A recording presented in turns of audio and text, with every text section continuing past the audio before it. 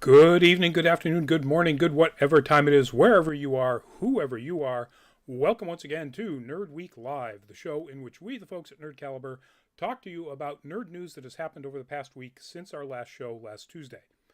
I'm Rodney Brown. I'm the editor-in-chief of Nerd Caliber, first-person shooter on Facebook and Instagram as a cosplay photographer, burly adopter on Mastodon, and I think a couple of other places.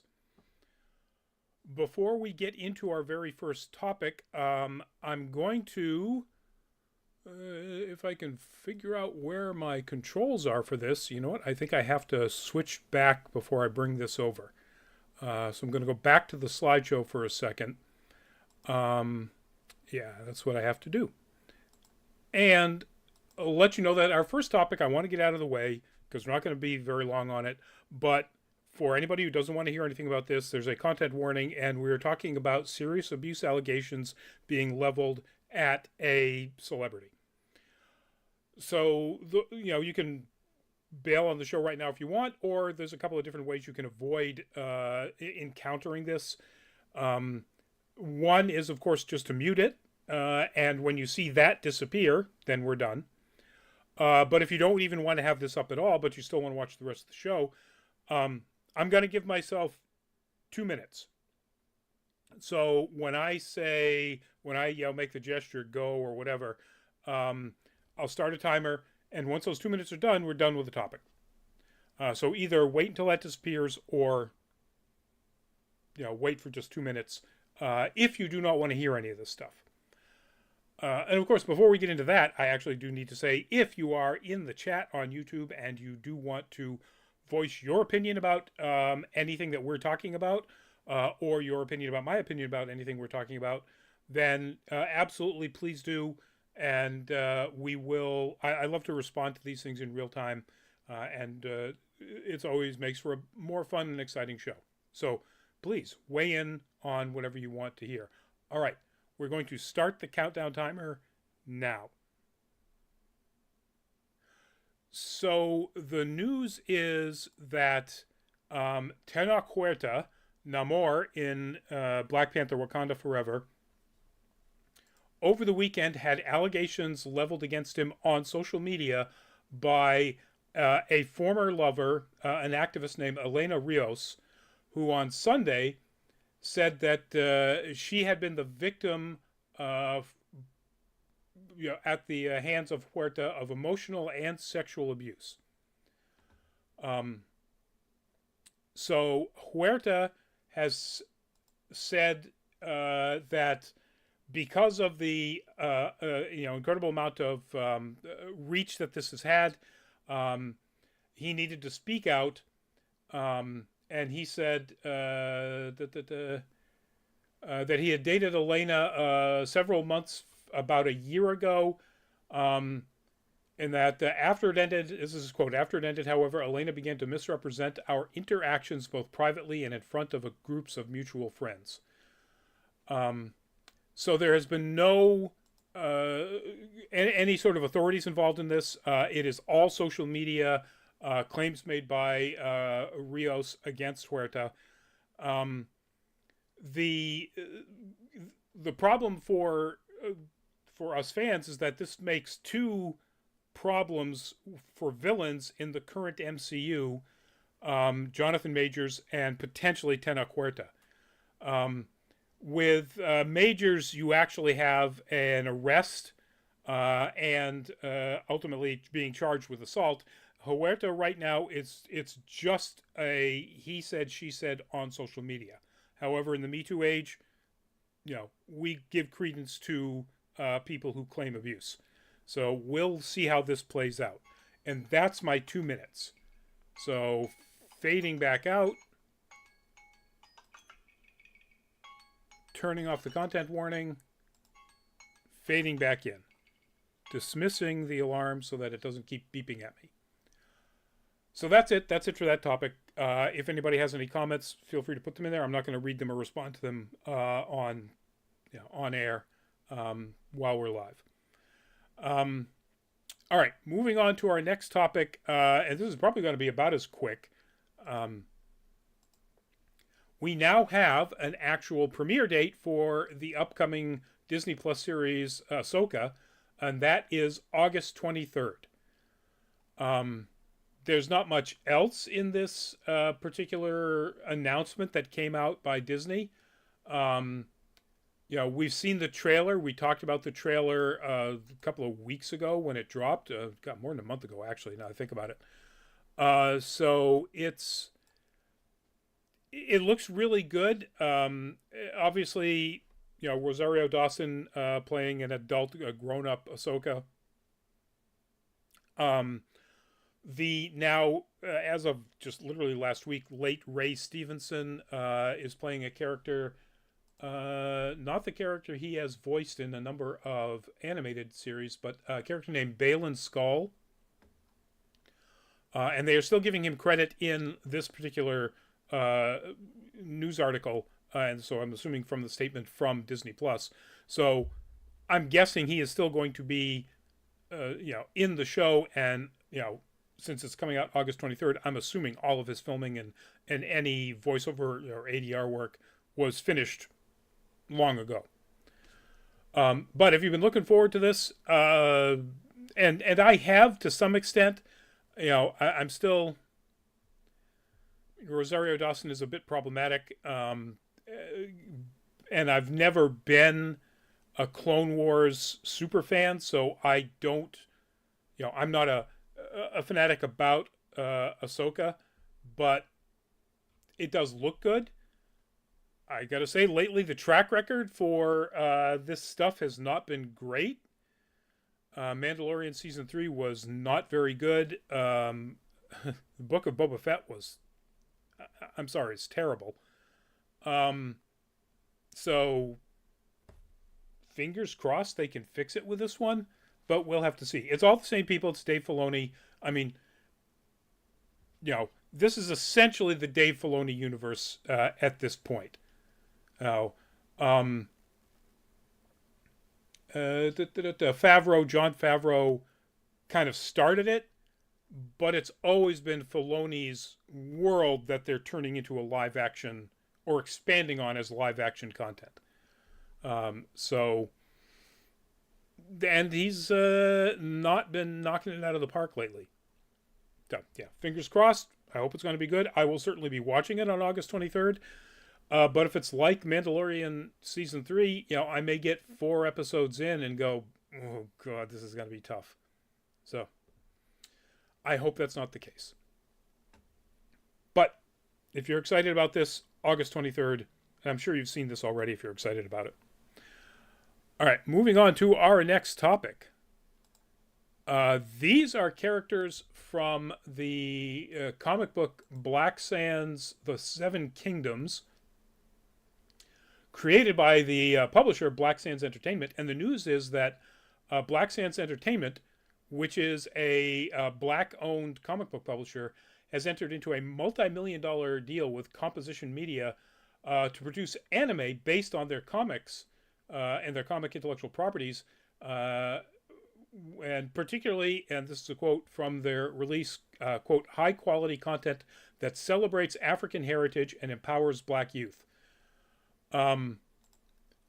Composition Media was founded by Carl Reed, who was the producer of the Oscar-winning short Hair Love, and is currently working on a bunch of stuff, all seemingly related to black producers, black creators, black-owned intellectual property. They currently have a feature film in production that's an animated adult comedy called Bad Grandmas, being co-produced. They are co-producing it alongside Steve Harvey's East 112. They're doing a movie called Sky and Luna. So yeah, they're apparently doing an awful lot of content. Have an awful lot of content in the works right now, and Black Sands is just the latest one. Seven Kingdoms, particularly, let me go back to the picture so you can sort of see what it looks like, is a story, follows a young boy, I'm assuming that's him in the front, named Alsar, whose life goal is to rule Kemet. The goal leads him on a journey, this is quoting from the Deadline article, to far off lands in the ancient world. He deals with the complicated issues involving wars and the ancient gods that seek his death. He's accompanied by his kinfolk Seth, Auset, and Nebet as they travel the world. And I'm assuming those are, again, various people in the front of the image there. When they say ancient world and Kemet, I mean, clearly, and the, obviously the aesthetic here is very Egyptian. I don't know whether it's set in a fantasy world that happens to have Egyptian looking iconography, or if it is in fact Kemet, if it's ancient Egypt. Because I haven't read the comics. But I like the look of it. And of course, I love the idea of, getting more representation out there in anime, in animated work, and of course in comic books. I would rather, I don't say rather, I would be just as happy if a sort of more normal, quote, white privilege animation studio or whatever actually picked this up, so that it didn't have to be made by another black-owned enterprise. Or at least I'd like to get to a point where it wasn't just a black-owned animation studio and production company that is going to pick this up and bring it to fruition. It would be really great if this could just be another cool piece of intellectual property that could be done by anybody. And, someday we'll get there. In the meantime, good for both of these companies, Black Sands Entertainment and Composition Media, for doing this kind of deal and getting this work out. It doesn't say where this is going to be distributed or how it's going to be distributed. I really hope a streamer picks it up because, again, it needs to have that kind of broad representation and not just, made for digital release or Blu-ray where, frankly, it may not get a wide reaching audience and it may only be marketed specifically to, a black or African American audience. Come on, Netflix. When this gets down the road far enough, get on this deal. Just pick it up, pay for the rights to stream it. Don't get involved. Please don't get involved. Well, actually, Netflix has a mixed track record that's pretty good, I guess. Crunchyroll, please do not go anywhere near this. Except to maybe pick it up to, distribute it widely across the globe. But anyway, no word about when any of this will actually get made. They just announced the deal, so we're probably looking at many years before we see anything. I'm guessing 2025 at the earliest. All right, moving on to our next topic. It's the first... I jumped way ahead. All right. Well, I guess this is actually the first of a bunch of trailers. That is a screen grab from the upcoming Justice League War World movie. It continues in the DC animated universe's tradition of making some pretty dark animated movies that need an R rating. This is R-rated, as was Apocalypse War. Karasu the Dreamer, what's the deal with the Transformers convention? Comment on YouTube. That's the last topic, and the way I'm blasting through them here probably won't be more than 10 minutes from now. So hang in there. So Justice League War World, it's an upcoming movie. It's going to be released this summer, July 25th. And basically it's telling a story that, kind of really sounds familiar if you're a fan of Marvel Comics. In this case, it's just the big three. So Superman, Wonder Woman, and Batman wind up getting transported to this war world, a place of, quote, unending, brutal, gladiatorial combat. The trailer looks good. It continues to use the same animation style in what they call this Tomorrowverse type or aspect of DC animated universe. The Jensen Ackles as Batman and Bruce Wayne, Darren Criss as Superman Clark Kent, Stana Katic as Wonder Woman Diana Prince, Ike Amadi as Martian Manhunter, and John Johns. So I guess the people that are shown in the trailer and in this clip are the big three, but apparently Martian Manhunter is along with them as well. But then we have a cast that is like straight out of voice acting royalty. Troy Baker as Jonah Hex, John DiMaggio as Lobo, Robin Atkins Downs as Mongol, Matt Bomer as Old Man, Frank Grillo as King Faraday. Anybody else here I really recognize? I guess those are the only names I really recognize. But yeah, it says rated R for, quote, bloody violence. So, you know, if that's what you're into, yeah. Some of these things have been really, you know, like I said, pretty dark and very bloody and gory. The Suicide Squad, I can't remember the name of it. Animated film was very, very dark and bloody, which is appropriate for a Suicide Squad movie. But if you're looking forward to this, and if you've liked any of this animation style, the recent Supergirl, where it's also with the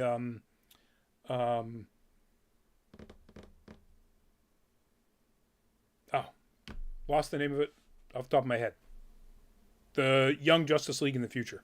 Can't remember the name of them. Anyway, that movie just came out recently, and it's this same animation style and studio. So if you like the look of that, there's more of that here. Just a lot darker. All right, moving on to our next trailer. Netflix dropped the trailer finally for The Witcher Season 3.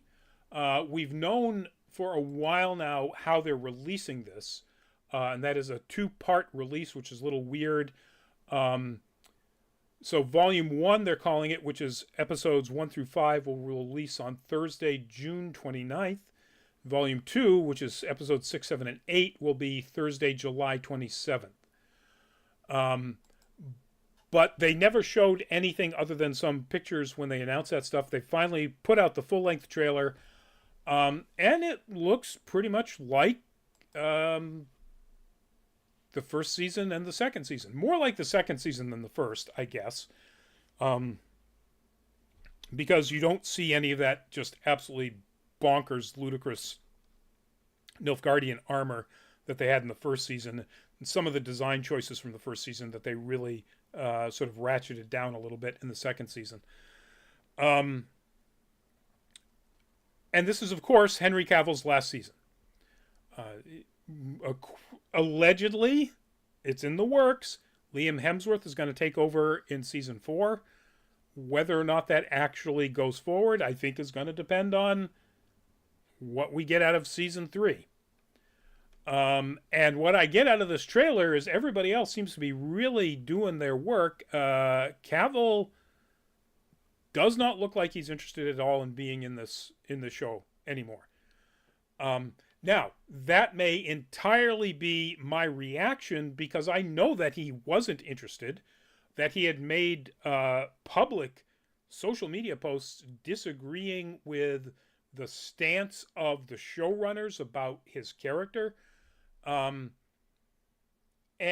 I'm assuming he was well checked out before this season finished filming, maybe before it began filming. But he just couldn't get out of his contract until he made the announcement. And maybe they just, for whatever reason, picked, because it's his last season, they picked his worst bits. But he really looks checked out. He really looks like he's not engaged in the content at all. Or at the bare minimum, that would make it entertaining. Now, having said that, the fight choreography looks like they've really ratcheted up. And the fight choreography has always been very good about in the Witcher series. That's one of their strongest suits. And, if you look at this trailer, the few fights that they do show you in any length, sword fights, are really impressive. if there's any aspect of this that Cavill loved and it probably still loves, it was, I'm sure, learning the sword fighting and the sword fighting choreography. And boy, does it look really good in this one. But, having said that, and of course, again, I'm going to watch it. I've watched both first 2 seasons. I love the story of The Witcher. I absolutely adore the game The Witcher 3. I haven't played either the first one or the second one. Frankly, waiting for the remake of the second one. But I really love The Witcher 3 as a game. I think it's a wonderful, brilliant, deep bit of lore and intellectual property. And Netflix has done an okay job with it. We'll see how they wrap up this season, or how they execute the season, and then ultimately we'll see how whether or not Liam Hemsworth really gets to put on the armor, and the white wig or the gray wig. So that's it, folks, for that particular topic. Again, June 29th and then July 27th are the 2 drop dates. All right, now we get into just the most ridiculous trailer I've seen in a very, very long time. And it's, of course, 100% appropriate because it is from the upcoming Venture Brothers movie. This title just kills me. The Venture Brothers, Radiant is the Blood of the Baboon Heart. And it is just bonkers. As befits a Venture Brothers piece of work. This brings back apparently almost everybody. So James Urbaniak as Dr. Venture, Patrick Warburton as Brock Sampson, Michael Sinter-Nicholas as Dean, Chris McCulloch as Hank, Doc Hammer as Dr. and Mrs. the Monarch, Clancy Brown as Red Death, John Hodgman as Snoopy, Jane Lynch as Bobby St. Simone, Charles Parnell as Jefferson Twilight, just J.K. Simmons as Ben. It just looks nuts. It doesn't explain in any way, shape, or form what the title is about. The trailer, basically the story is Dr. Venture has created a new device that will either, as I say, launch Team Venture to new heights or bankrupt the company. Hank is out searching for himself. Dean is going out searching for Hank. This is the Monarch searches for answers to something it doesn't say what. And a mysterious woman from their past threatens to bring the entire world crashing down on them. And that is a quote from apparently the marketing material. This is coming out on July 21st digitally, and then July 25th you can physically buy a Blu-ray. If you're a Venture Brothers fan, it doesn't look like they've missed a beat. It's just as nuts as anything in the series. Brings back the entire band, basically. It looks wild. I probably am more excited about this than if, say, they brought the series back. Because Venture Brothers is one of those things where I can watch a few episodes and then I just get a little bit too tired of just how... I'm trying to think of the right word. It's not self-serious. It's not just snarky. It's how seriously they are committed to the bit, almost to the exclusion of any other aspect of comedy or storytelling.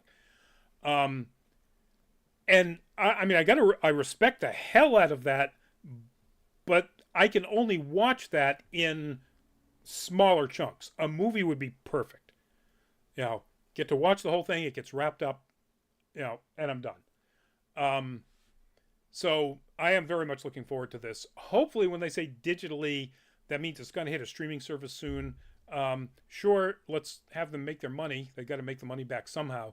But I don't know that I'm going to be jumping right on this to buy it or rent it for a digital watch until it does land on some sort of streaming service.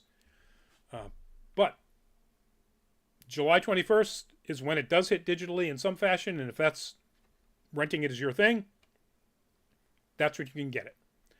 If you're at all a fan, go watch this trailer. It's just bonkers. Moving on to our next to the last topic. This is a screenshot from Good Omens. And I picked this particular one with John Hamm as Gabriel because the Good Omens Season 2 trailer, the full trailer, not a teaser, dropped. And it's very clear that Gabriel is a huge part of the story. The trailer is hilarious. It looks so good. Tennant and Shannon look like they haven't dropped, or Sheehan, sorry. Michael Shannon is a completely different person than Michael Sheehan. Looks like they haven't dropped a beat at all. They are both hilarious. The new characters that they've added look really funny. Nice sort of, comic foils for them to play off and for the story to bounce around. And anything that uses John Hamm even more.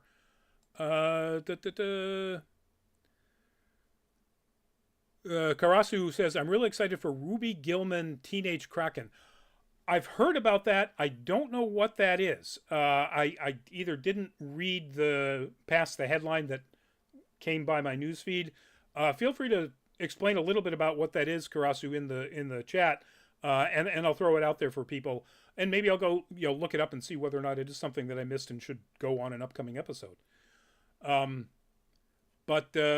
So getting back to Good Omens, it's this wonderfully wild satire, very, very British. The original work was, of course, by Neil Gaiman and Terry Pratchett. Terry Pratchett has passed on. But with those two, you can imagine it is the most British of British humor. And if you are a fan of British humor, right up your alley. It's really good, really sharp. It's Neil Gaiman, who is now, he's the showrunner and, the primary writer for this going forward.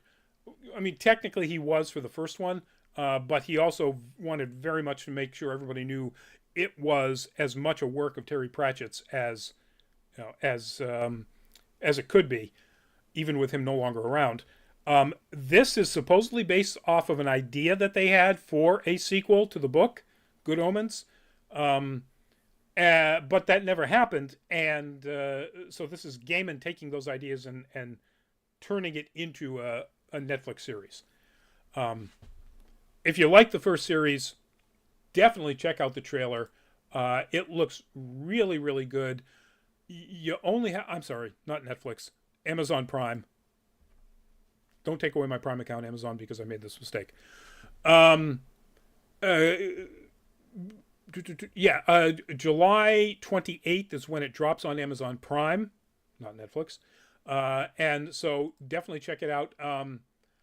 The first season, a note here in this article on Variety, won Hugo and Science Fiction Fantasy Writers of America Awards and was nominated for Emmy, BAFTA, and Saturn Awards. It's really good. In my review, and I don't usually take pot shots at kid actors, but I did say how good everything else was. The kids brought it down. And they just weren't that good, which is too bad because, one of the kids is probably the most important character in the entire series, or the first season. So, yeah, that doesn't seem to be the case here. It doesn't seem to be relying on, child actors. And again, I think child actors, when they are great, they are great. Sometimes they're not, and unfortunately in Good Omens Season 1, I don't think they were. But anyway, go watch it if you are a fan of very innovative, set in a modern day, but very deeply Christian, historical, wild fantasy. It's just a lot of fun. And I can't wait for season 2. All right, we're moving into our last topic here. This is from the most recent, I think this one was Netflix, Transformers animated series. And I think it was War for Cybertron, I think it was called. And the reason I picked this image to go with this story about this convention in Florida is because I was originally going to grab, because this is about cosplay, and I was going to grab one of the various people whose photos I've taken while they are in Transformers cosplay, probably going for one of the ones that is in fact a genderbent cosplay, a woman cosplaying as a male Transformer character. And then I decided that I didn't want to do that because the story might have serious negative consequences or implications, and I didn't want their image associated with that. So I just grabbed a Transformers image. But the news is that a convention in Florida, TFCon, or let me say TFCon's Florida version of their convention, Riley Redmond, when I watch this, I love it. Thank you, Riley. I really appreciate that. We try to do our best here. So this TFCon, obviously for Transformers Con, just announced this past week that for their upcoming convention in in October, they will not be allowing people to show up in genderbent cosplay. This is or what they call cross-dressing. Due to Florida state law, cross-dressing will not be permitted as part of the cosplay contest or at the convention as a whole. At the convention. That's the end of the quote. I'm saying as a whole. They also then added in a tweet, TFCon has always been a convention where all Transformers fans can come together regardless of any difference. If there are any members of the LGBTQ plus community that bought tickets and feel unsafe attending TFCon Orlando, please, or this fall, please email, and they give their Gmail email address to request a refund. So the plus here is that they are offering a refund. There are cons that have made changes, certainly cons during the pandemic that made changes to mask policies and refused to give out refunds for people who were not happy with that mask policy. There are plenty of people on the internet that are basically calling the managers of TFCon cowards for not standing up to the Florida state government. But as a business owner, co-owner of Nerd Caliber, I can, to some extent, understand where they're coming from. They are holding this convention in a state that has Florida Senate Bill 1438, which was passed into law, that basically says that drag shows have been banned. But it's so vaguely worded that it essentially can be read as any performance or even appearance of a character in public that is cross-dressing. So there's been speculation that maybe, the cops will come in and shut down a Rocky Horror Picture Show midnight showing, if there is one. So I can understand why they would put this policy in place, because if they do in fact get arrested, there are fines and jail time that can go along with violating this particular law. Now, are they able to get out of their out of their Orlando commitment and basically no longer have this convention in Florida going forward? I don't know. I don't know how long they have committed to whatever convention center they are going to be in or hotel they're going to be in Orlando. As I said, this is a multi-million state and locale event.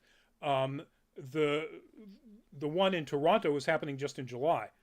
Um, LA next March, apparently. March or May. Let me look at their Twitter. March. Um, so uh, maybe they only have a contract with their venue in Orlando that lasts this year. Um, if it's longer than this year, if they have committed to enough time that they have another, 2 or 5 years in a contract, getting out of that contract would be financially damaging to them. So they may have to come back to Orlando uh, for another year or another bunch of years. Um, there's no good solution for this for the managers of TFCon that is not putting them in a financial risky situation and potential jail time situation, except the path they went down, which is, of course, insulting to all of their cosplayers who want to cosplay as a character that is not the gender that they identify with, regardless of whether or not they are in fact, cross-dressing or what have you. Karasu, cons are becoming scary places. I'm queer and want to go to a con in my area that is sponsored by Indie Pride, but I'm scared too because I worry the con will be a target for violence. That is an absolutely valid concern. I think it's a good idea to check with the con community for the con that you're going to. I'm here. The management of Nerd Caliber is based in Massachusetts, and Massachusetts is about as open, accepting, liberal place as you can get. It was the first gay marriage in the United States. So it was the locale of the first gay marriage in the United States. So as a general rule, conventions in Massachusetts are incredibly safe. Most of them have excellent security. That being said, there have been groups that have tried to post up threats to marginalized communities, whether they are LGBTQ plus or whatever it happens to be, here in Massachusetts. Those generally don't go anywhere here. Every convention facility here in Massachusetts, or at least the ones that are official with the Massachusetts Convention Center Authority, a big security presence. You have to go through scanners, metal detectors, all of that stuff. It's not something that I think you have to worry about in this state. That said, I can never say it's something you shouldn't worry about no matter where you are. Massachusetts has all kinds of people just like anywhere else. Is it as risky as going to a convention in Florida right now? Oh, hell no. I would not encourage anybody to go to a convention in Florida at this point. Whether you are in that LGBTQ plus community or not, whether you gender bend your cosplay or not, it's just, don't give that state any part of your tax dollars. You go through a toll on your way from the airport. Some of that money goes to all of that money goes to the state. Actually, you go through, you buy something, you pay a sales tax that goes to the state. The venue pays taxes. Don't do it. And I'm saying this. We have relationships with conventions in Florida that we are committed to doing. Photography, services and so on. So at least for the next one, we're going to be there. And so it's kind of against our own best interest to tell people to not go to cons in Florida, but I'm sorry, don't. Do the smart thing and the right thing. Karasu, I live in Indiana. That's tough. With a couple exceptions, most counties are very right-leaning. I'm lucky to be in a progressive county. I'm around Fort Wayne, maybe. That's, I'm assuming, one of the very few places in Indiana where you could consider it progressive. It's tough. It's very tough. Um, Karasu, if you have it in your budget to travel, um, most Northeast conventions, any of the Northeast states, are pretty safe, um, relatively speaking, compared to, again, someplace like Florida or Texas or what have you. So I can simply say that's a possibility if it's a possibility for you. Um, what TFCon is going to do about this, how it's going to affect their attendance, it's hard to say. Um, I don't think they're going to change their mind. Not, changing their mind and going back to allowing cross-dressing cosplay puts them in, puts a target on their back. Now that this is actually, they've said it and it's news, it absolutely puts a target on their back. Maybe Holiday Matsuri, coming up, this coming December, doesn't say anything about it whatsoever, and so the state just doesn't pay attention. I doubt that. I'd be willing to bet that Holiday Matsuri is going to be making an announcement within the next few months. It's just too financially risky. And again, I completely encourage any of these conventions and the management of these conventions, if you can get out of your venue contract, particularly if you're a multi-location convention like TFCon, get out of Florida. Go to a state where, as of right now anyway, that's not a problem. That's not a problem in Atlanta. If you can afford to, go to Atlanta. I don't know how long that'll not be a problem. Georgia is not exactly the most liberal state out there either. But, Dragon Con certainly has not made any announcements like that at all. So I unfortunately don't have any answer. Nobody has a solution for this until right-thinking people are elected in Florida. Like that's going to happen soon. So I just say avoid Florida. Avoid conventions in Florida, folks. Just I would say avoid Florida entirely. But then again, I know I've got a lot of friends who are absolute Disney fanatics, and trips to Disneyland, Disney World, are their yearly or biannual ritual, and it would destroy them not to do it. So I'm not going to judge anybody for going to a con or to an event or to Disney World or whatever. But, and particularly because most of your money at Disney World is going to Disney, and they are really putting the screws to the Florida government. Good for you. But realistically, if you can avoid going to a convention in Florida, I would advise you doing so. All right, folks, that's it. That actually took longer than I thought.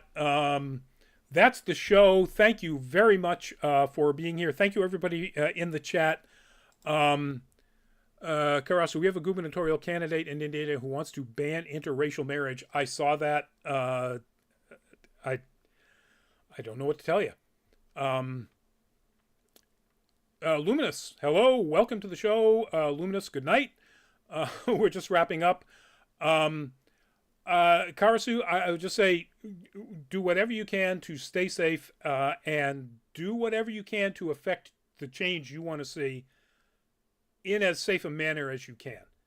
Again, I don't know what your age is. I don't know what your situation is. If you can afford even a minor donation to that gubernatorial candidate's other side, probably Democratic, I'm assuming, opposition, maybe that's the safest and easiest way for you to do it. And if not, get out there and Riley Redmond, wish you luck in college, Karasu. Karasu's 20. Okay. So yeah, I definitely wish you luck. And Riley, thank you for presenting those good wishes. Um, but yeah, what's oh yeah, I was going to do our last our promo as we always do. He says as he's scrolling through and trying to find the promo and he can't figure out where it went.